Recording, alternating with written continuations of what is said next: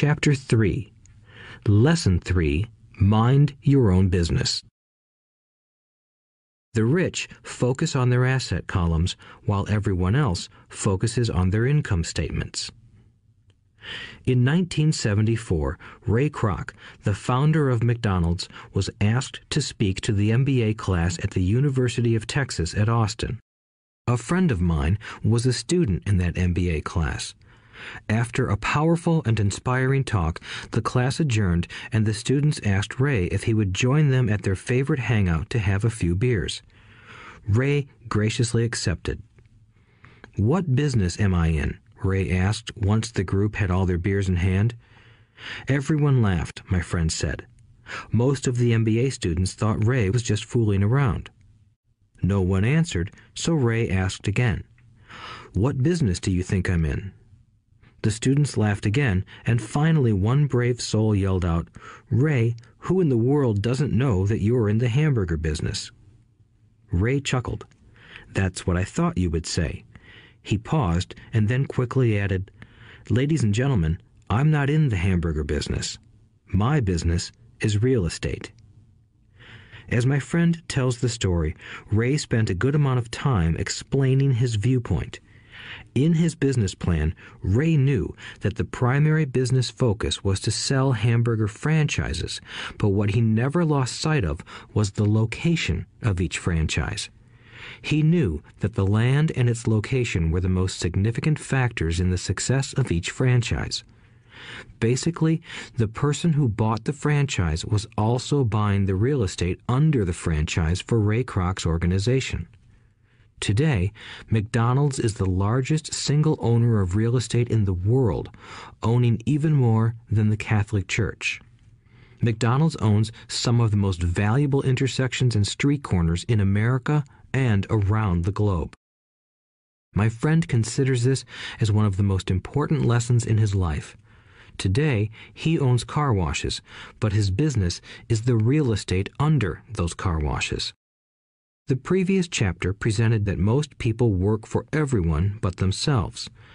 They work first for the owners of the company, then for the government through taxes, and finally for the bank that owns their mortgage. When I was a young boy, we did not have a McDonald's nearby. Yet my rich dad was responsible for teaching Mike and me the same lesson that Ray Kroc talked about at the University of Texas. It is secret number 3 of the rich. The secret is mind your own business. Financial struggle is often directly the result of people working all their lives for someone else. Many people will simply have nothing at the end of their working days to show for their efforts. Our current educational system focuses on preparing today's youth to get good jobs by developing scholastic skills. Their lives will revolve around their wages or, as described earlier, their income column.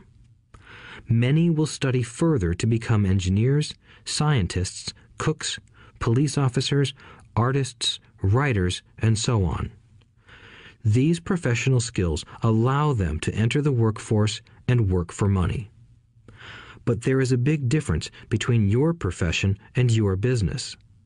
Often I ask people, "What is your business?" And they will say, "Oh, I'm a banker." Then I ask them if they own the bank, and they usually respond, "No, I work there." In that instance, they have confused their profession with their business. Their profession may be a banker, but they still need their own business. A problem with school is that you often become what you study. So if you study cooking, you become a chef. If you study the law, you become an attorney. And a study of auto mechanics makes you a mechanic. The mistake in becoming what you study is that too many people forget to mind their own business. They spend their lives minding someone else's business and making that person rich. To become financially secure, a person needs to mind their own business. Your business revolves around your asset column, not your income column. As stated earlier, the number 1 rule is to know the difference between an asset and a liability and to buy assets. The rich focus on their asset columns, while everyone else focuses on their income statements. That is why we hear so often, "I need a raise. If only I had a promotion. I am going back to school to get more training so I can get a better job. I am going to work overtime. Maybe I can get a second job." In some circles, these are sensible ideas, but you are still not minding your own business. These ideas all still focus on the income column and will only help a person become more financially secure if the additional money is used to purchase income-generating assets. The primary reason the majority of the poor and middle class are fiscally conservative, which means I can't afford to take risks, is that they have no financial foundation. They have to cling to their jobs and play it safe. When downsizing became the in thing to do, millions of workers found out their largest so-called asset, their home, was eating them alive. Their asset was costing them money every month. Their car, another asset, was eating them alive. The golf clubs in the garage that cost $1,000 were not worth $1,000 anymore. Without job security, they had nothing to fall back on. What they thought were assets could not help them survive in a time of financial crisis. I assume most of us have filled out a credit application to buy a house or a car.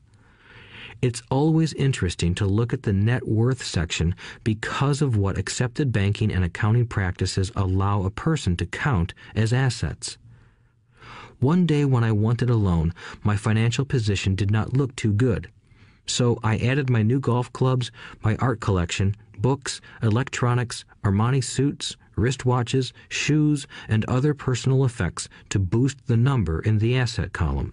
But I was turned down because I had too much investment real estate. The loan committee didn't like that I made so much money from rent. They wanted to know why I did not have a normal job with a salary. They did not question the Armani suits, golf clubs, or art collection. Life is sometimes tough when you do not fit the standard profile. I cringe every time I hear someone say to me that their net worth is $1 million or $100,000 or whatever. One of the main reasons net worth is not accurate is simply because the moment you begin selling your assets, you are taxed for any gains. So many people have put themselves in deep financial trouble when they run short of income. To raise cash, they sell their assets, but their personal assets can generally be sold for only a fraction of the value that is listed on their personal balance sheet. Or, if there is a gain on the sale of the assets, they are taxed on the gain. So again, the government takes its share, thus reducing the amount available to help them out of debt. That is why I say someone's net worth is often worth less than they think. Start minding your own business. Keep your daytime job, but start buying real assets, not liabilities or personal effects that have no real value once you get them home. A new car loses nearly 25% of the price you pay for it the moment you drive it off the lot. It is not a true asset even if your banker lets you list it as one. My $400 new titanium driver was worth $150 the moment I teed off. Keep expenses low, reduce liabilities, and diligently build a base of solid assets. For young people who have not yet left home, it is important for parents to teach them the difference between an asset and a liability. Get them to start building a solid asset column before they leave home, get married, buy a house, have kids, and get stuck in a risky financial position, clinging to a job and buying everything on credit. I see so many young couples who get married and trap themselves into a lifestyle that will not let them get out of debt for most of their working years. For many people, just as the last child leaves home, the parents realize they have not adequately prepared for retirement and they begin to scramble to put some money away. Then their own parents become ill and they find themselves with new responsibilities. So what kind of assets am I suggesting that you or your children acquire? In my world, real assets fall into the following categories. businesses that do not require my presence. I own them, but they are managed or run by other people. If I have to work there, it's not a business. It becomes my job. Stocks, bonds, income-generating real estate, notes, IOUs, royalties from intellectual property such as music, scripts, and patents. Anything else that has value, produces income, or appreciates, and has a ready market. As a young boy, my educated dad encouraged me to find a safe job, but my rich dad encouraged me to begin acquiring assets that I loved. If you don't love it, you won't take care of it. I collect real estate simply because I love buildings and land. I love shopping for them, and I could look at them all day long. When problems arise, the problems aren't so bad that it changes my love for real estate.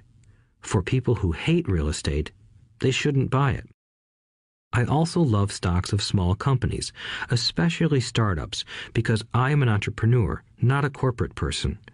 In my early years, I worked in large organizations such as Standard Oil of California, the U.S. Marine Corps, and Xerox Corporation. I enjoyed my time with those organizations and have fond memories, but I know deep down I am not a company man. I like starting companies, not running them. So my stock buys are usually of small companies. Sometimes I even start the company and take it public. Fortunes are made in new stock issues, and I love the game. Many people are afraid of small-cap companies and call them risky, and they are. But that risk is diminished if you love what the investment is, understand it, and know the game. With small companies, my investment strategy is to be out of the stock in a year. On the other hand, my real estate strategy is to start small and keep trading up for bigger properties, and, therefore, delay paying taxes on the gain. This allows the value to increase dramatically. I generally hold real estate less than 7 years. For years, even while I was with the Marine Corps and Xerox, I did what my rich dad recommended. I kept my day job, but I still minded my own business. I was active in my asset column trading real estate and small stocks. Rich Dad always stressed the importance of financial literacy. The better I was at understanding the accounting and cash management, the better I would be at analyzing investments and eventually starting and building my own company. I don't encourage anyone to start a company unless they really want to. Knowing what I know about running a company, I wouldn't wish that task on anyone. There are times when people can't find employment and starting a company seems like the best solution. But the odds are against success. 9 out of 10 companies fail in 5 years. Of those that survive the first 5 years, 9 out of every 10 of those eventually fail as well. So only if you really have the desire to own your own company do I recommend it. Otherwise, keep your day job and mind your own business. When I say mind your own business, I mean to build and keep your asset column strong. Once a dollar goes into it, never let it come out. Think of it this way. Once a dollar goes into your asset column, it becomes your employee. The best thing about money is that it works 24 hours a day and can work for generations. Keep your day job, be a great hard-working employee, but keep building that asset column. As your cash flow grows, you can indulge in some luxuries. An important distinction is that rich people buy luxuries last, while the poor and middle class tend to buy luxuries first. The poor and the middle class often buy luxury items like big houses, diamonds, furs, jewelry, or boats because they want to look rich. They look rich, but in reality they just get deeper in debt on credit. The old money people, the long-term rich, build their asset column first. Then the income generated from the asset column buys their luxuries. The poor and middle class buy luxuries with their own sweat, blood, and children's inheritance. A true luxury is a reward for investing in and developing a real asset. For example, when my wife Kim and I had extra money coming from our apartment houses, she went out and bought her Mercedes. It didn't take any extra work or risk on her part because the apartment house bought the car. She did, however, have to wait 4 years while the real estate investment portfolio grew and began generating enough extra cash flow to pay for the car. But the luxury, the Mercedes, was a true reward because she proved she knew how to grow her asset column. That car now means a lot more to her than simply another pretty car.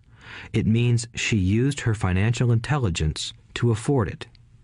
Instead, most people impulsively go out and buy a new car or some other luxury on credit. They may feel bored and just want a new toy. Buying a luxury on credit often causes a person to eventually resent that luxury because the debt becomes a financial burden. After you've taken the time and invested in and built your own business, you are now ready to learn the biggest secret of the rich, the secret that puts the rich way ahead of the pack.